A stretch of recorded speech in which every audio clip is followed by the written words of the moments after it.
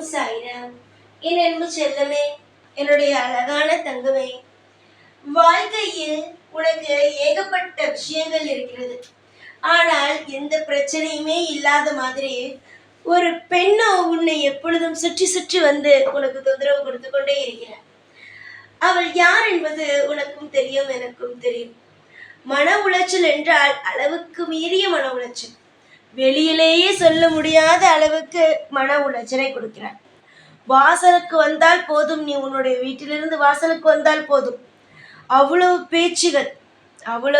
பேச்சுகளை பேசி உன்னை காயப்படுத்துகிறார். இவள் இப்படி அப்படி என்று காது கொடுத்து கூட கேட்க முடியாத அளவுக்கான வார்த்தைகள் அனைத்தையும் அந்த பெண்ணும் பேசுகிறார். ஆனால் இந்த பெண்ணை எப்படி ஒதுக்கி வைப்பது, எப்படி இந்த பெண்ணை வாழ்க்கையில் தவிர்ப்பது என்று தெரியவில்லை.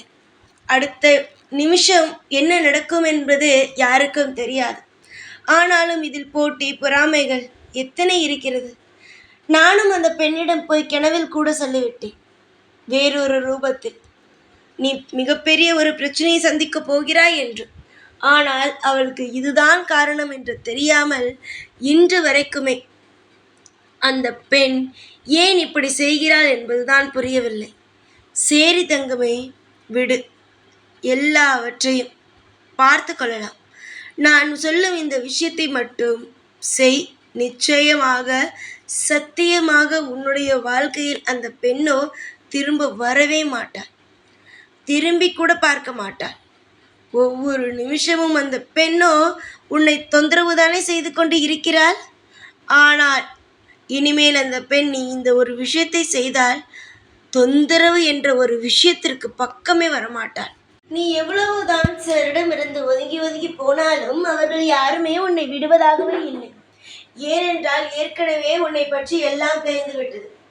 ஏனென்றால் நீதான் அதற்கெல்லாம் சொன்னாய் அல்லவா, என்னுடைய குடும்பத்தில் யாரும் பேசுவதே கிடையாது, ஒற்றுமை இல்லை, நான் உங்களிடம்தான் பேசுகிறேன், எனக்கு யாருமே இல்லை, கூட பிறந்தவர்கள் கூட எனக்கு ஒற்றுமையாக பேசுவது இல்லை என்று நீதானே அப்படியெல்லாம் சொல்லி அவர்களுக்கு இன்னும் உனக்கு யாரும் இல்லை என்று தெரிந்து கொள்ள வைத்தார்.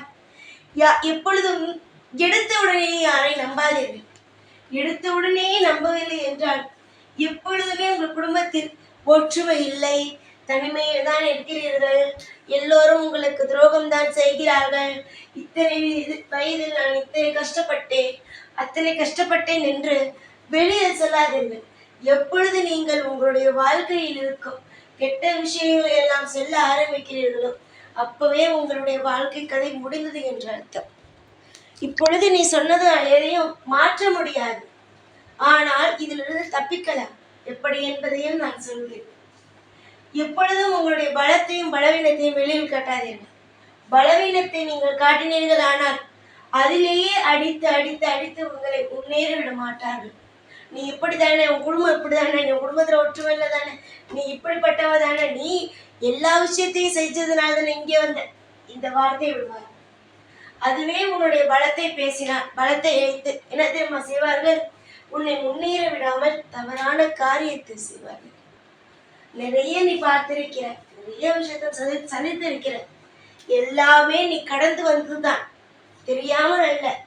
ஏதோ உன்னுடைய அன்பே கிடைக்கவில்லை, உறவுகளிடம் அன்பே கிடைக்கவில்லை என்பதற்காக தெருவில் வந்த இடத்தில் பேசினாய். அந்த பெண்ணோ உன்னை கங்கணம் கட்டிக்கொண்டு அழித்தே ஆக வேண்டும், அந்த இடத்தை விட்டு காலி செய்தே ஆக வேண்டும் என்று நிற்கிறார். யாராக இருந்தாலும் சொல்கிறேன், தெய்வத்திடம் மட்டும் வைத்துக் கொள்ளக்கூடாது.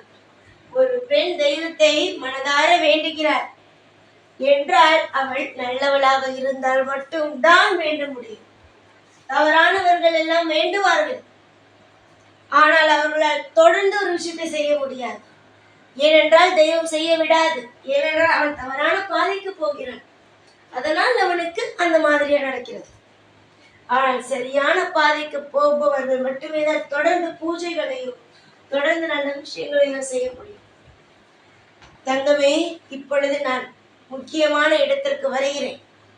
அந்த பெண்ணானவர் உன் பக்கம் வரக்கூடாது என்றார். காளி கோவிலுக்கு போய் 2 விளக்கு போடு. 2 விளக்கு போட்டு அந்த விளக்குக்கு நேராக உட்கார்ந்து உன்னுடைய கவலைகள் என்னவோ அந்த விளக்கிடம் சொல். காளி கோயில் இல்லை ஐயனார் கோவில். கோவிலுக்கு போ, 2 விளக்க போடு. அந்த விளக்கு கிட்ட போய் என்னென்ன விஷயம்லாம் உனக்கு தோன்றுதோ, என்னென்ன விஷயம்லாம் அந்த பெண் உனக்கு தொந்தரவு கொடுப்பது போல செய்கிறாளோ அதெல்லாம் அந்த விளக்கிட சொல்லிடு. அந்த விளக்கு எப்படி எரிந்து எண்ணெய் காய்ந்து திரியெல்லாம் எரிந்து எப்படி அந்த விளக்கு ஊற்றியது எதுவுமே எண்ணெய் ஊற்றியதும் தெரியாமல் விளக்கு போட்டதும் தெரியாமல் எப்படி எல்லாம் அந்த விளக்கு எரிந்து அந்த எண்ணெய் எல்லாம் இழுத்து திரியெல்லாம் இழுத்து எப்படி ஆகுமோ அதே போலவே உன்னுடைய வாழ்க்கையிலும் ஒவ்வொரு நிமிஷத்திலேயும் சரிதான் அந்த பெண்ணும் அதே மாதிரி அந்த விளக்கு எப்படி எரியுது அதே மாதிரி அவள் எரிந்து போவாள். அவளுடைய மனதில் இருக்கும் அந்த கோர எண்ணங்கள் ஆனது எரிந்து போகும். நிச்சயமாக இதை செய்து பார். நீ கட்டாயம் உன் வாழ்க்கையில் இருந்த பெண்ணிடமிருந்து விடுதலை கிடைக்கும். 3 வாரம் 3 வாரத்திற்குள்ளேயே நடந்து விட்டது என்றால் நீ அப்படியே இருக்கலாம். 3 வாரம் இல்லை என்றால் 9 வாரங்கள் போயிட்டு வா. காளி கோவில் இல்லை என்றால் ஐயனார் கோவில், இல்லை என்றால் என்னுடைய கோவில். உனக்கு எந்த தெய்வத்தை பிடிக்குமோ அந்த கோயிலுக்கு போ. காளி யார் என்று தெரியும், ஐயனார் யார் என்று தெரியும். இவர்கள் அனைவரும் அதிக கோபம் கொண்டவர்கள். அவர்களிடம் போய் சொல்லும் பொழுது உனக்கு உடனுக்குடனே தீர்வு கிடைக்கும். புரிகிறதா? நம்பிக்கையோடு செய்யுங்கள். அந்த பெண்ணுடைய மனதில் இருக்கும் கோர எண்ணங்கள் அழிய வேண்டும் என்று மனதில் ஒரு முடிவோடு செய்யுங்கள். அந்த பெண் அவன் மனதில் இருக்கும் கோர எண்ணத்தை விட வேண்டும் என்று செய்யுங்கள். நிச்சயமாக உங்களுடைய வாழ்க்கை பக்கமே அவள் வரவே மாட்டாள், எப்பொழுதும் வரமாட்டாள். இது நான் வெறும் பேச்சுக்கோ உன்னுடைய வாழ்க்கையில் உன்னை ஏமாற்றவோ சொல்கிறேன் என்று நினைக்காதே. உனக்காக நீ அழுது கொண்டே இருக்கிறாய் என்பதற்காகத்தான் சொல்கிறேன். உன்னுடைய அழுத முகத்தை சிரிக்க வைக்க வேண்டியது என்னுடைய பொறுப்பு. அதனால் சொல்கிறேன், நீ செஞ்சுட்டு வா. அந்த பெண் உன்னை பார்த்தாலே ஓடுவாள். இல்லை என்றால் அவளுடைய மனதில் இருக்கு பாரத கோர எண்ணம், நீ அழிந்து விட வேண்டும், நீ அழிந்து விட வேண்டும் என்று, அவன் அழிய வேண்டும், அந்த எண்ணமானது போகும். சந்தோஷமாக இருங்க. நான் இருக்கிறேன் எப்பொழுதும் உனக்காக. ஒவ்வொரு விஷயத்திலேயும் மாற்றத்தை உண்டாக்கி சந்தோஷத்தை கொடுக்கிறேன். எப்பொழுதும் உன் கூடவே இருப்பேன். இந்த சைனான் ஓம் சாய்ராம்.